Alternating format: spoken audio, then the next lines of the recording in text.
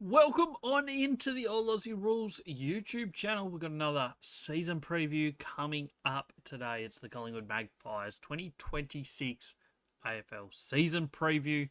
We're doing an episode for every single club in the AFL in the lead up to the 2026 AFL season kicking off. There's already 3 on the channel. We're going through alphabetically, so Adelaide, Brisbane and Carlton are already up.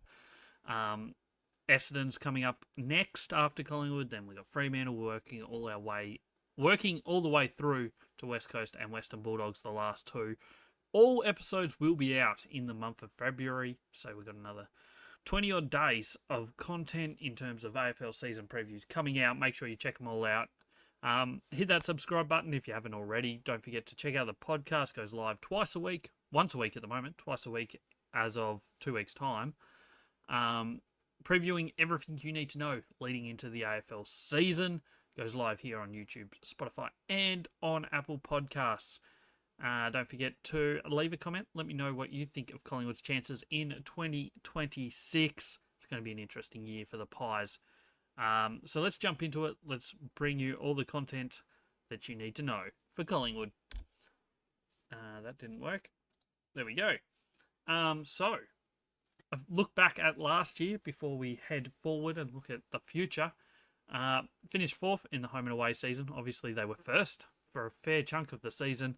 Had a rough last 6 to 8 weeks of the home and away season. Finished 4th. Ended up making it through to the prelim final where they lost to Brisbane at home. So a bit disappointing of an end to their season. 25 matches, 17 wins, 8 losses, no draws for the Magpies in 2025. Average of 85.6 points per game, which had them 9th most in the AFL. So they weren't great at scoring. It's probably their big issue that they faced throughout certainly the back half of the year, but most of the season as well. Conversely, defensively, they were as good as anybody in the game. 71.3 points per game against throughout the season. Number 1 in the competition in terms of that. Certainly kept them in games and won them a few games that offensively they weren't scoring that well in games, but defensively they were getting the job done. Look at the last 5 seasons. The last 4 have been pretty consistent overall. Obviously, 2024 was a little bit of a down year, but I mean, still was pretty decent. So, 3 top 4 finishes in that period. 1 premiership back in 2023 when they won 21 games. Twice in both 2022 and 2025. They finished 4th before getting bundled out in a prelim final and finishing 3rd. Obviously, 2024, they just missed finals. Obviously, this year, if that happened, that would actually be enough to make it into the play-in finals, so technically a finals appearance. They went 12-9-2 that year, so it's not terrible. Equivalent of 13 wins for the season. Most seasons is getting you very close to finals footy. And then obviously 2021 was the last year of Nathan Buckley as coach. They finished 17th, 6-16. Not a great year, that one. But since then, it's been all positive signs for Collingwood. It'll be interesting to see how they go this year. Obviously, it's an aging list and stuff, which we'll get through shortly. But it's certainly in a little bit of an interesting point for the Pies at the moment in the progression of a lot of these players. The list changes from 2025 into 2026 for Collingwood.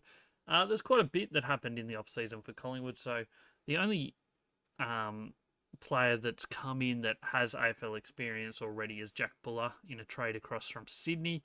Got a little bit of AFL experience, the key forward late last year.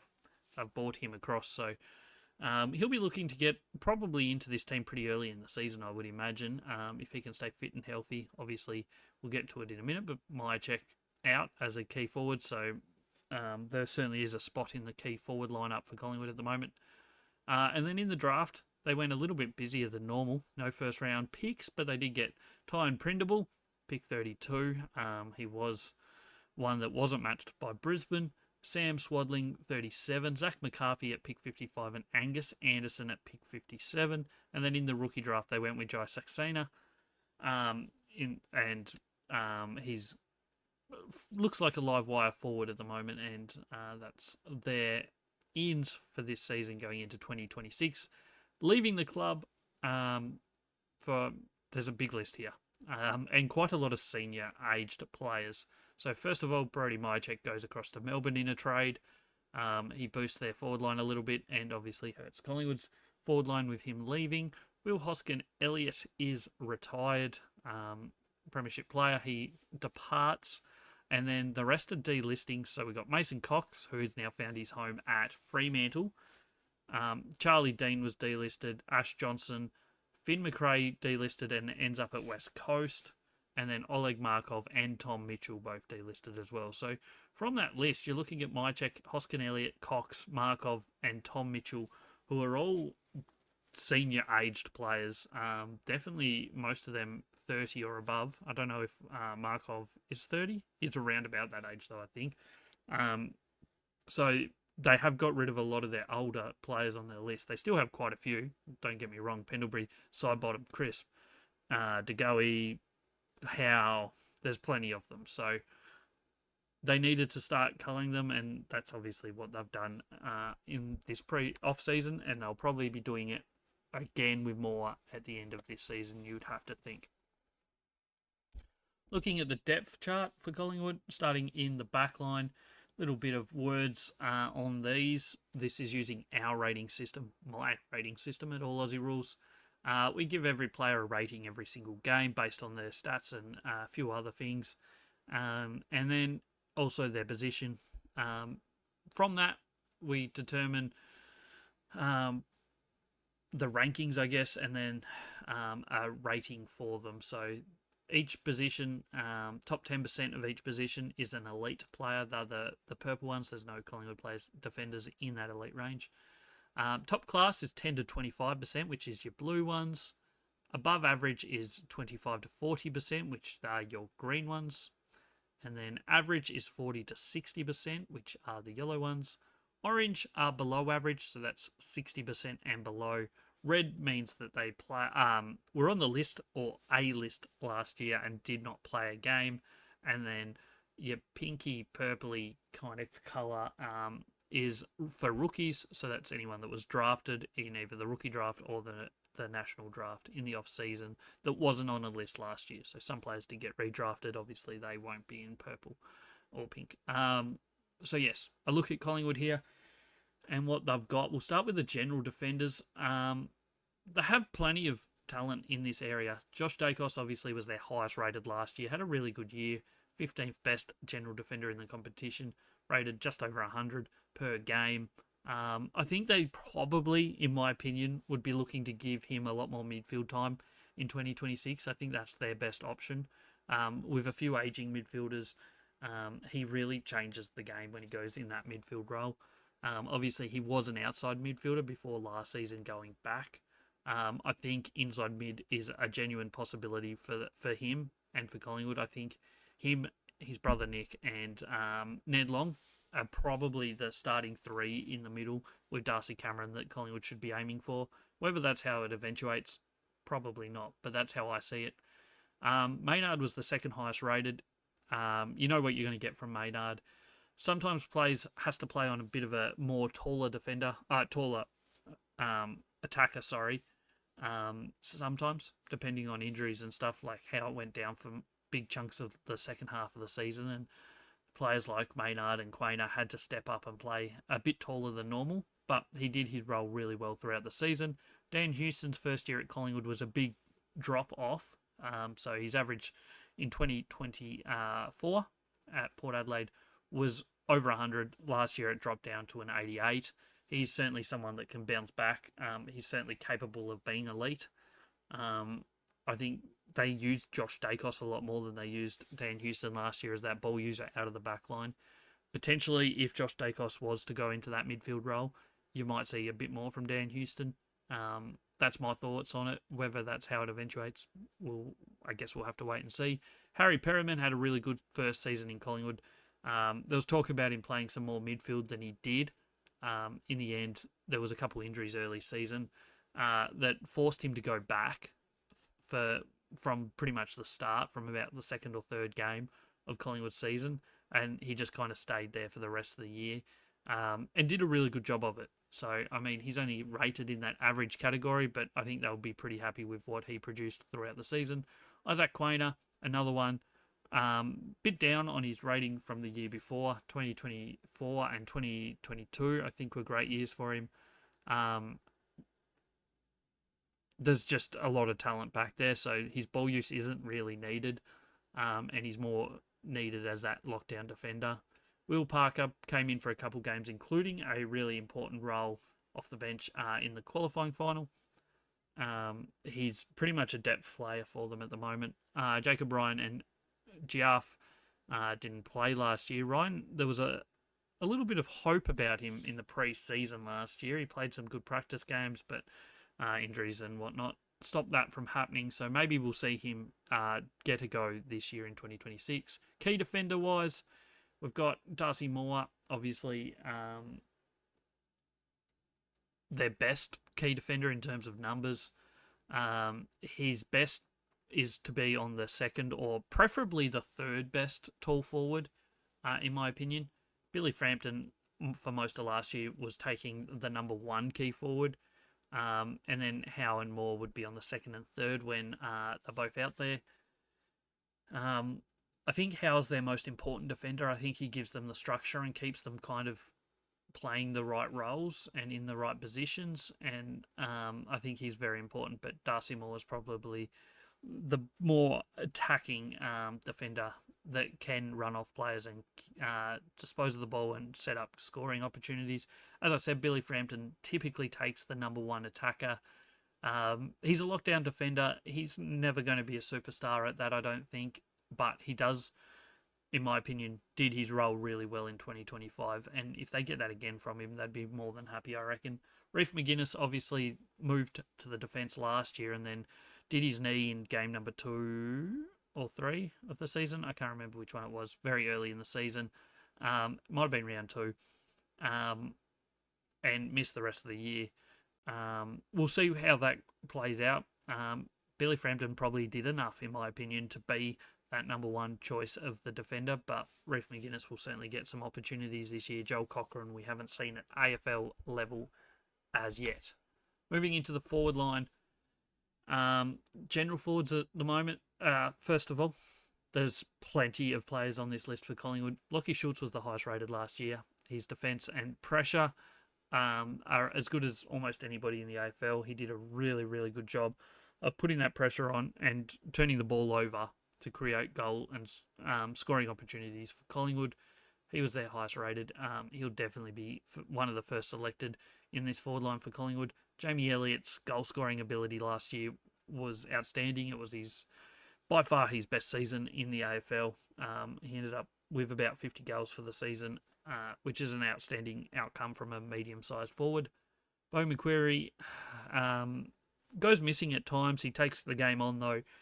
He's someone that I think Collingwood are eyeballing for some more midfield minutes over the next couple of years. So if he can get his fitness up and really spend some more time in that midfield, I think it will be an interesting approach. He certainly hits the pack hard, and you know what you're going to get from him, and that's full ball every time. Bobby Hill, we may not see it all this year, let's be honest. We don't know exactly where he's at. We wish him the best. But I think there's a fairly solid chance. We certainly won't see him early season, but there's a fairly solid chance we won't see him at all in 2026. Lachie Sullivan, he's a mature body midfielder that came in kind of as a need for them at the end of 2023. And he does his role. He's not a star. He's not going to be in their best 23, I don't think, but he's certainly a role player when he does come in, and you know what you're going to get from him. Will Hayes, we only saw a couple times last year. I think they have some high hopes from him as that small forward sort of player. Harvey Harrison missed all of last year with a knee injury. The year before, he showed some really good potential. I think we'll see him in their best 23 pretty early in the season this year. Jai Saxena, drafted this year. Small forward, may get some game time. He looks kind of explosive and exciting.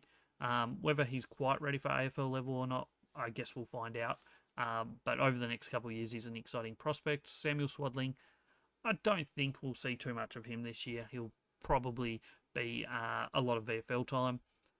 Key forwards, we've got Dan McStay is their highest rated key forward that's still on their list. Obviously, Brody Mychek was higher than these guys. So there's going to be some pressure on McStay, and he got dropped for the prelim last year. So it's going to be an interesting forward line setup, I think, for Collingwood in 2026. And I think that's a big reason why they've gone for Jack Buller, is to have another option down there, because obviously McStay, Membry, they're getting on a little bit, and maybe they're capable of slightly better than they did last year, but you can't expect too much of them. Charlie West, they have some big hopes for. He did well in VFL through most of last year. He got injured in his only attempt at AFL level against West Coast.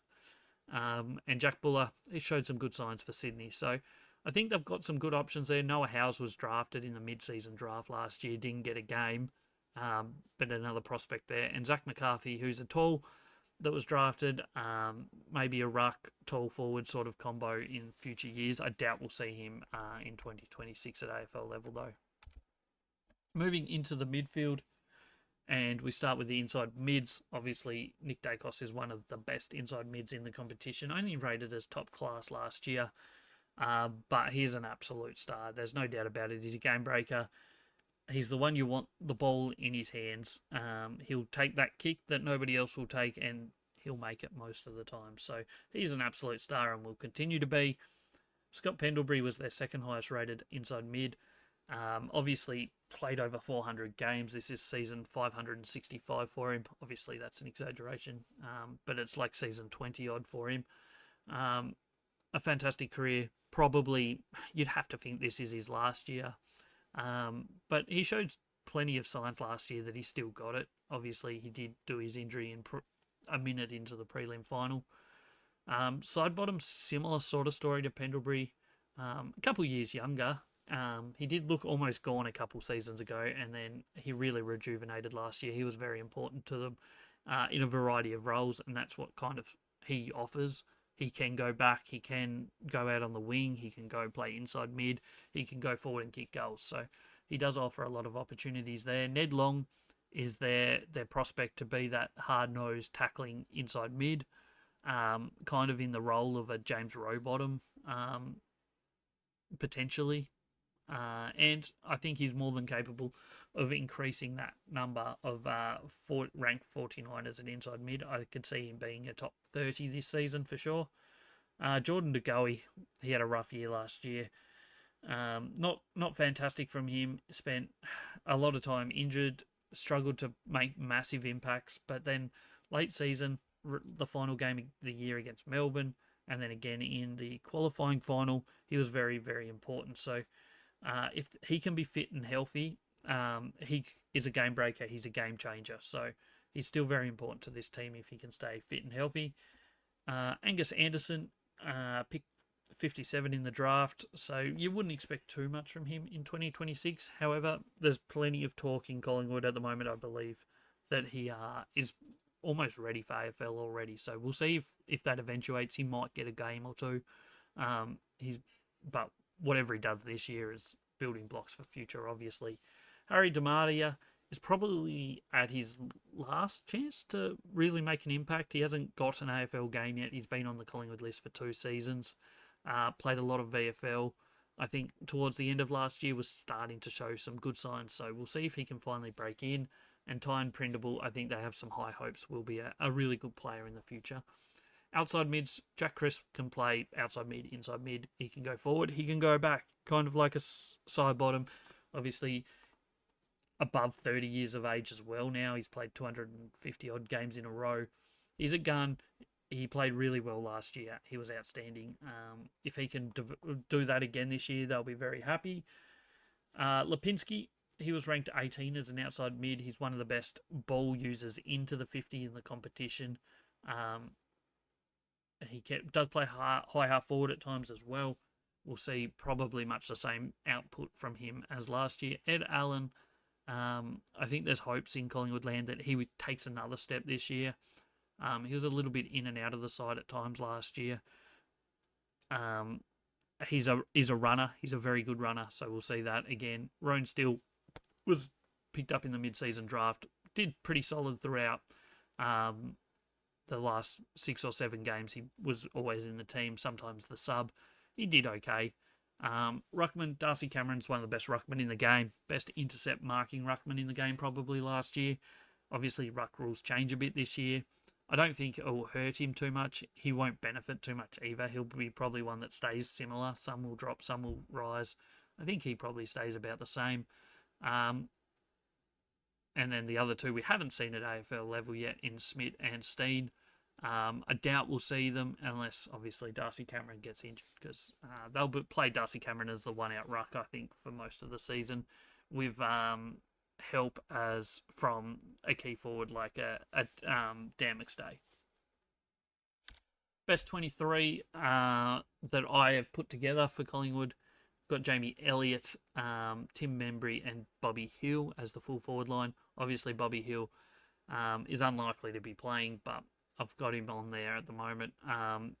He's not going to be playing early season. If he's not in contention at all this season, I think Harvey Harrison's the most likely to come in as a forward, in my opinion. Half forwards, Bo McQuarrie, Dan McStay, Lockie Schultz. I think that's pretty self-explanatory. Centre line, Crisp, Ned Long, Lipinski.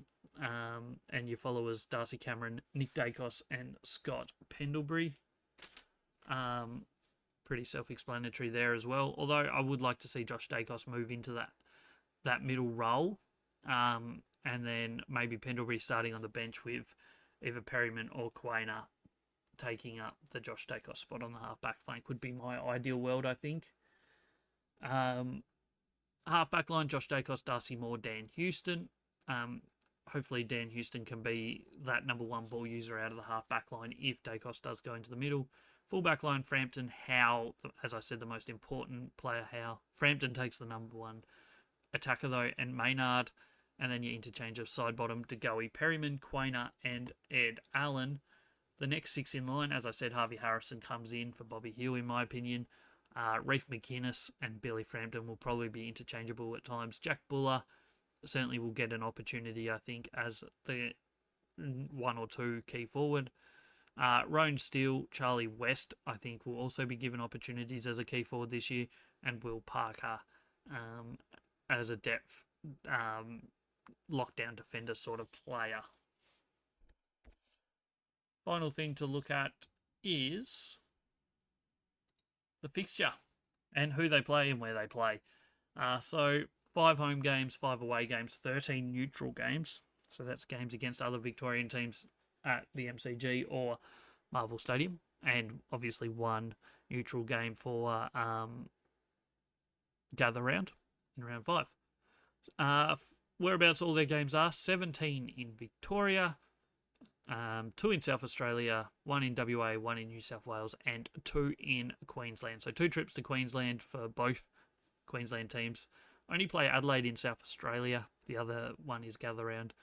And then 1 trip to WA and 1 trip to New South Wales. The teams they played twice this year: Adelaide, who finished 5th on the after finals. Obviously top 4 during finals. Finished, not just top 4, minor premiers. Brisbane, who won the premiership. Carlton finished 11th. Geelong finished 2nd. Hawthorn 4th. And West Coast 18th. So if you look at that take out West Coast, it's a pretty tough run because they finished 3rd. So they play all 4 of the other teams in the top 5 outside of themselves twice. So that is a tough run. Carlton's not too bad and West Coast is 18th. You work it out where they play their games using the system that we did for our fixture release video podcast episode, which came out a couple months ago. Go back and check it out on the channel if you're interested on the whole system behind it. But that came up with Collingwood as being the 6th toughest draw for 2026 of all the clubs. For context, the hardest draw was Gold Coast, and then Carlton, Essendon 3rd, and at the other end, the easiest were Port Adelaide, Richmond, and GWS. That's pretty much everything we have for you on Collingwood. It's an interesting year. It's a really tough year to pick what we're going to see from Collingwood. Obviously, they scraped into the top four with a bad finish to the home and away season last year. I think most people expect them to drop off from last year. I mean, if they can stay fit and healthy, they're every chance to be top four again. Whether that's the case, I don't think they have the talent so much. I think it's all game style, game plan that has been doing them well over the last few years. Obviously, Nick Dacos is one of the best players in the game. Darcy Cameron's an outstanding ruckman. But outside of that, they don't really have too many other elite players. Obviously, Jamie Elliott was very good last year. Lockie Schultz was good. But they rely a lot on game plan and staying healthy. So that's going to be a lot to do with it. I can't see them dropping out of the top 10. I would imagine they will be top 8. If I was to put a number on it, probably 7 or 8 would be my prediction. But I wouldn't be that surprised to see them finish top 4 either if they get on a run. So they're in for an interesting year. That obviously there's a big chance that they'll have high turnover of players again at the end of this year. So if things do go pear-shaped, then a rebuild is possible going into 2027. That's pretty much everything I've got for you today. Don't forget to go check out all the social medias, all Aussie Rules everywhere, Twitter /X, TikTok, Instagram, all of those. Go check it out. Podcast went live Tuesday. It goes live again next Tuesday on Spotify, Apple Podcasts, and YouTube. Don't forget to hit that subscribe button before you leave. Like this video if you enjoyed it. Jump in the comments. Let me know what you thought of this video and of Collingwood's chances in 2026. Can they play finals again? Can they be top 4? Let me know in the comments. We'll be back with Essendon in 2 days' time, so make sure you come back for that. That'll be an interesting video. I appreciate you for being here, and I'll catch you on the next one.